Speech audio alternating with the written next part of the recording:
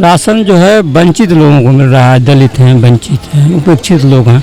उस 5 kilo ration मिलने से कई दिन खाना मिलेगा उन्होंने झूठ बोला, ज़्यादा काम किया कम। उत्तर प्रदेश के रायबरेली जिले में 6 सीटें हैं, 6 की 6 समाजवादी पार्टी जीतने जा रही है। कोई जुआ और ईमानदार चेहरा है राजनीति में, उस व्यक्ति का नाम माननीय अखिलेश यादव जी। ना भारतीय जनता पार्टी को जनहित के मुद्दों से मतलब है, ना कांग्रेस को मतलब है। कोई भी काम ना सिर्फ सरकार को सोच रहा है युवा को कुछ काम दे, खाली किताब में काम है, ऐसे कोई काम नहीं ना कि वो लाठी लेके खड़ा है और भारतीय जनता पार्टी के एक एक कार्यकर्ता को दौड़ाने और भगाने का काम करेगी। केवल बेवकूफ बनाने के अलावा, जनता को ठगने के अलावा एक भी काम नहीं किया। सरकार किसान को नक्सली घोषित करना चाहते हैं। उस सड़क थी जिस पर बहुत ज्यादा कीचड़ था, जनता ने उनको गाड़ी से गिरेबान पकड़ के खींच लिया था। 75 सालों में देश आजाद हुए हो गया, आज तुम गरीब का मजाक उड़ा रहे हो 15 रुपए कीमत का गेहूं देके। को धोखा दे करके, झूठ बोल करके सत्ता में बैठे हैं।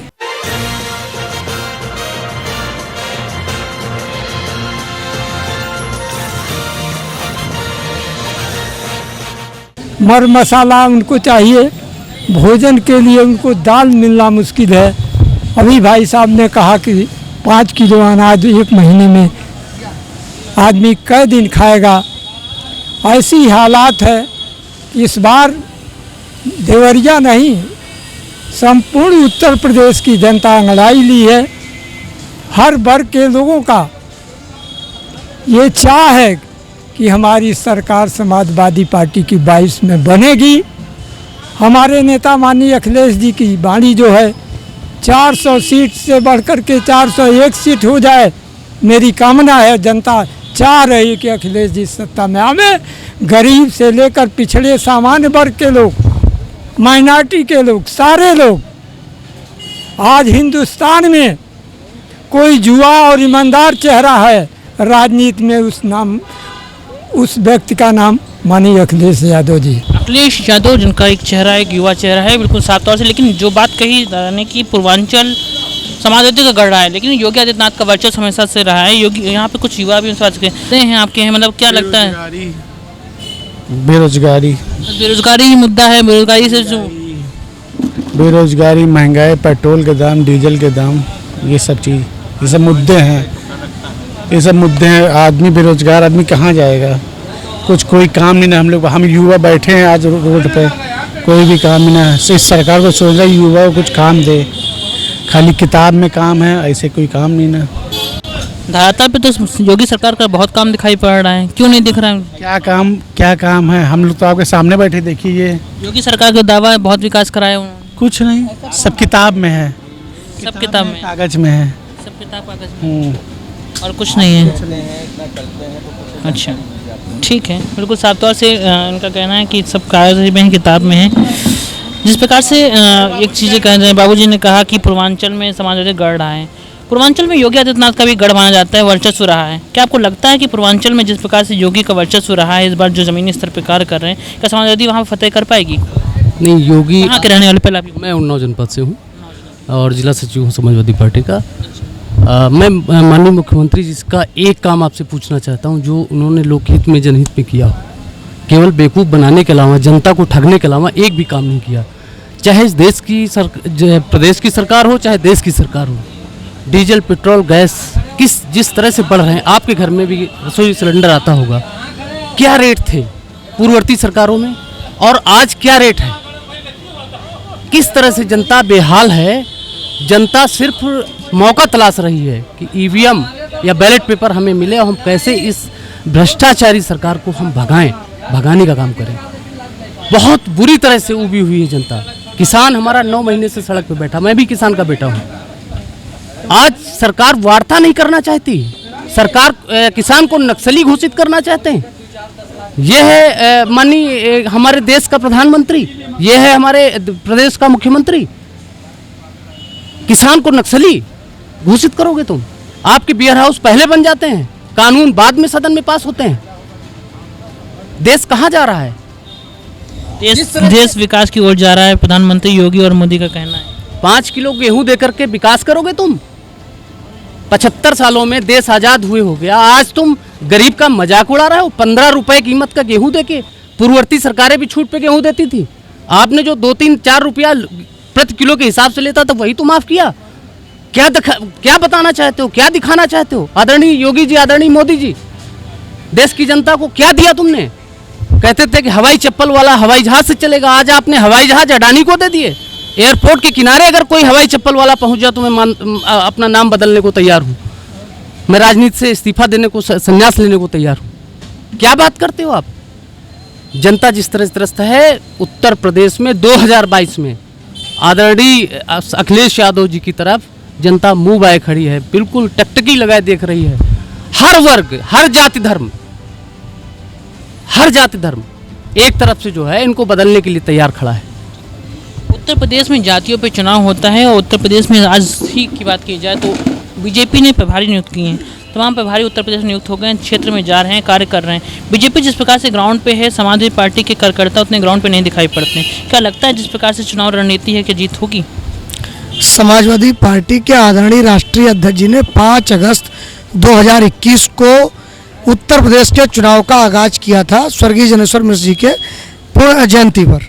दूसरी चीज़, उत्तर प्रदेश की सरकार के खिलाफ किसान पटेल नौजवान यात्रा प्रारंभ होकर के एक फेज खत्म हो चुका, दूसरे फेज का आज शुभारंभ बस्ती से आदरणीय प्रदेश अध्यक्ष माननीय नरेश पटेल जी की अगुवाई में हो रहा है। और आज की उस भीड़ को अगर आप देख लेंगे तो पूरा सड़क नौजवानों से, किसानों से, महिलाओं से पटा पड़ा है। दूसरी, जनादेश यात्रा माननीय इंद्रजीत सरोज जी के अगुवाई में पीलीभीत से शुरू होकर के बलरामपुर में कल ख़त्म होने वाली है 10 तारीख को। तीसरी यात्रा एडवोकेट संविधान बचाओ प्रदेश बचाओ यात्रा आदरणीय प्रदीप यादव प्रदेश अध्यक्ष अधिवक्ता सभा के अगुवाई में शाहजहाँपुर से शुरू होकर के और नोएडा में ख़त्म होने का काम 21 तारीख को होगा। ये भारतीय जनता पार्टी केवल टीवी पर, मोबाइल पर और कुछ लोगों को बरगलाने का काम करती है। इनका कौन सा काम चल रहा है, वो अभी पीलीभीत में एक बलदेव सिंह औलख गए थे, उनको जबरन उतार लिया गया था रामपुर में। सड़क के जो टूटी हुई सड़क थी जिस पर बहुत ज़्यादा कीचड़ था, जनता ने उनको गाड़ी से गिरेबान पकड़ के खींच लिया था कि ये सड़क है, मंत्री जी इस पर कीचड़ में चल के देखिए, आपको अंदाज़ा लग जाएगा उत्तर प्रदेश का कितना विकास हुआ है। दूसरी तरफ पीलीभीत के गांव में एक मंत्री, प्रभारी मंत्री, केंद्रीय मंत्री गए थे, वहाँ चप्पलों और जूतों से स्वागत हुआ उनका। तीसरी तरफ बरेली में एक मंत्री जी गए थे जन आदेश यात्रा लेकर के, आपके लखनऊ के माननीय मंत्री क्या नाम कौशल किशोर जी कई गांवों में पीटे गए, कई गांवों में दौड़ा लिए गए। तो स्थितियां उत्तर प्रदेश में किसान लाठी लेके खड़ा है, जिसमें वो जो पहले नहीं एक लाठी बांस की बनाई जाती थी, उसमें तेल वेल लगाया जाता था, बहुत दिन तक सुखाया जाता था उसको, फिर उसको रखा जाता था कि जब जरूरत पड़ेगी तो लाठी भांजी जाएगी। आज की स्थिति उत्तर प्रदेश के एक एक नौजवान और किसान की ये है कि वो लाठी लेके खड़ा है और भारतीय जनता पार्टी के एक एक कार्यकर्ता को दौड़ाने और भगाने का काम करेगी। तीसरी चीज़ आपको बता दूँ, आदरणीय राष्ट्रीय अध्यक्ष अखिलेश यादव जी ने उत्तर प्रदेश में जितना कार्य पूर्व में किया था, उन्हीं के फीतों को काट करके, उन्हीं के नाम को बदल करके इन्होंने अपना नाम चमकाने का काम किया है। एक बड़ा सवाल ये भी है कि जिस प्रकार से अखिलेश यादव की आप बात करते हैं तो प्रियंका गांधी भी लगातार यूपी को लेकर अलर्ट हैं। कांग्रेस बड़े स्तर पे उत्तर प्रदेश में काम कर रही है।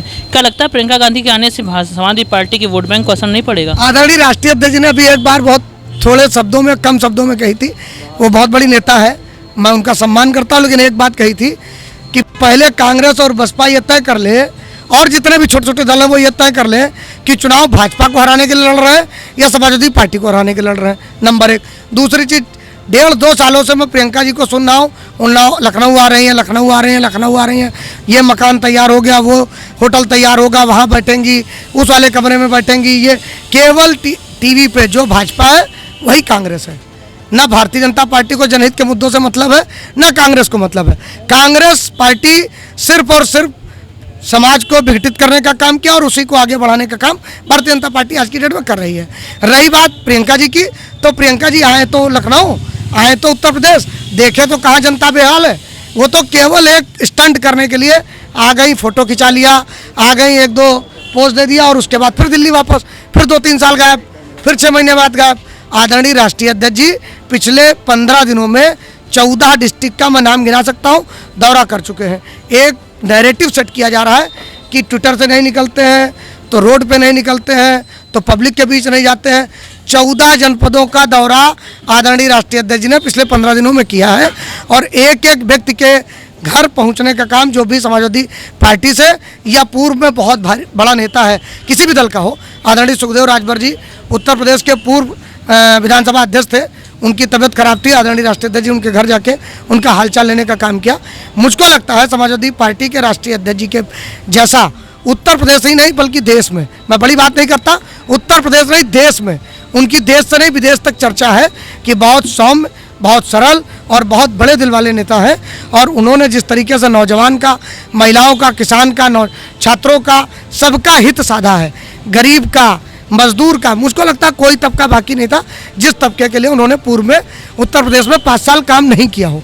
एक डिपार्टमेंट था, मैं आपको आज याद दिला दे रहा हूँ, एक डिपार्टमेंट था रोजगार मंत्रालय, जिसमें श्रम एवं रोजगार मंत्रालय, जो हमारे पास एक शाहिद मंजूर साहब के पास था।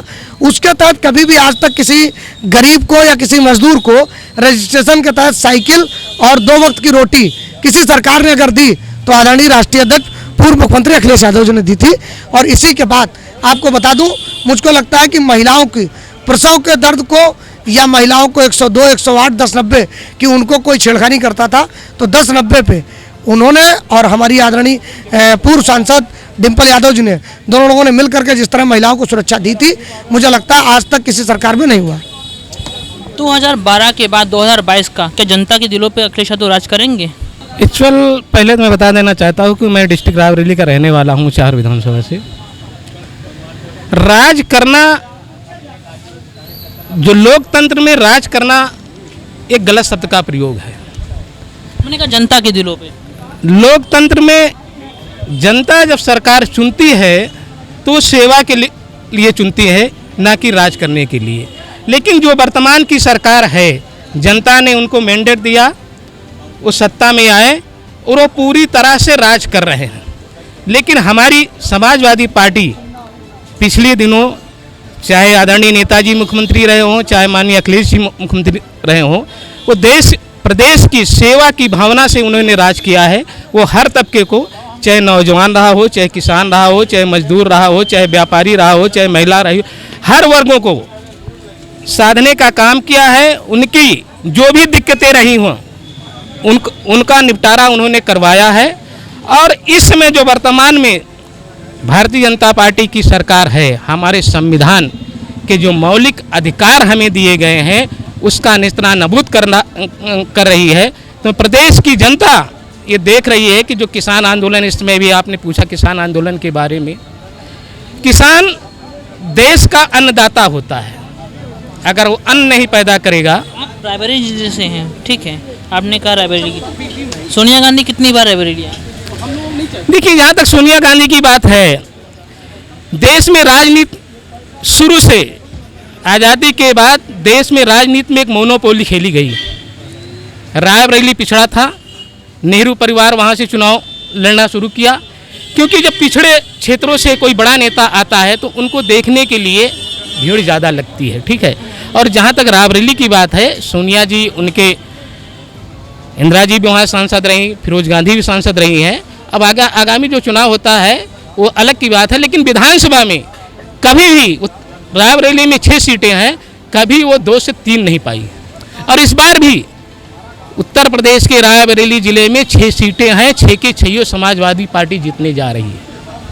अदिति सिंह चुनाव नहीं जीतेंगी? नहीं, अदिति सिंह चुनाव नहीं जीतेंगे। वो तो उनकी सीट हमेशा से रिजर्व रही है और उनको कोई नहीं हरा पाता। वहाँ की आम जनता भी, निर्दलीय लड़े, उनके पिताजी लड़े। देखिए, ऐसा है, जनता देखती है कि मेरे साथ कौन क्या कर रहा है। अखिलेश जी थे, अखिलेश सिंह जी थे, वो जनता के बीच जाते थे, जनता उनको चुनती थी। लेकिन अदिति सिंह जब से उस सदर विधानसभा की विधायिका हुई हैं, न जनता के बीच रह रही है, न जनता के दुख दर्द में साथ दे रही है, तो हमें नहीं लगता कि दोबारा रिपीट करेगी, वहाँ पे समाजवादी पार्टी चुनाव जीतेगी। बड़ा दावा है जिस प्रकार से, चाहे भारतीय जनता पार्टी हो चाहे कांग्रेस पार्टी हो, उत्तर प्रदेश में जिस प्रकार से समान कार्यकर्ताओं की बात की जाए, सभी अपने अपने जमीनी स्तर पर काम कर रहे हैं। लेकिन 2022 का चुनाव काफ़ी दिलचस्प है, ये देखना होगा जात पात से हट के क्या विकास को वोट मिलेगा या नहीं। कैमरा पर्सन विवेक के साथ आकाश यादव, DNP इंडिया लखनऊ।